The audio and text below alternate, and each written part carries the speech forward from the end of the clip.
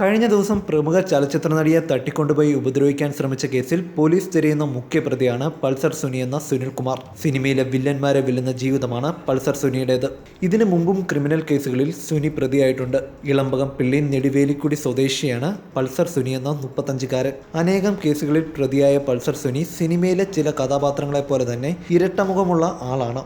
ഒരേ സമയം നാട്ടിൽ മാന്യനും എന്നാൽ കൊച്ചിയിലേക്ക് എത്തുമ്പോൾ സുനി പൾസർ സുനി എന്ന ഗുണ്ടയുമായി മാറുന്നു.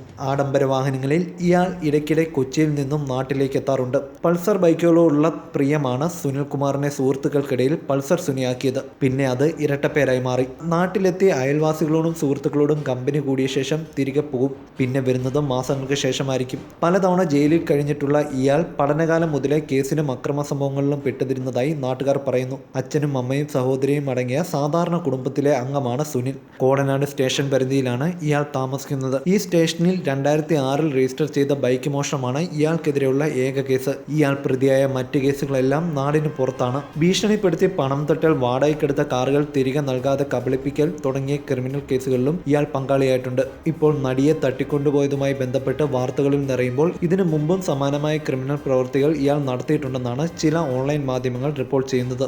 2 യുവ നടിമാരാണത്രേ ഇയാളുടെ ഇരയായത്. അന്ന് മാനഹാനി ഭയന്നാണ് ആ നടിമാർ നിയമ നടപടിക്ക് ഒരുങ്ങാതിരുന്നതെന്നും റിപ്പോർട്ടുകളുണ്ട്. കേസിൽ അറസ്റ്റിലായ ഡ്രൈവർ മാർട്ടിനിൽ നിന്നാണ് പോലീസ് സുനിയുടെ ചെയ്തികളെക്കുറിച്ചും ആക്രമണത്തിന്റെ ആസൂത്രണത്തെക്കുറിച്ചും സുപ്രധാന വിവരങ്ങൾ ലഭിച്ചത്.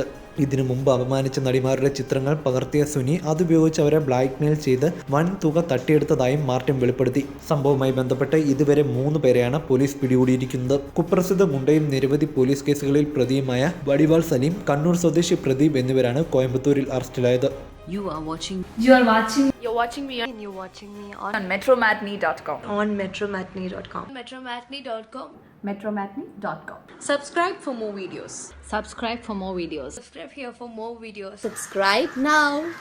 Thank you.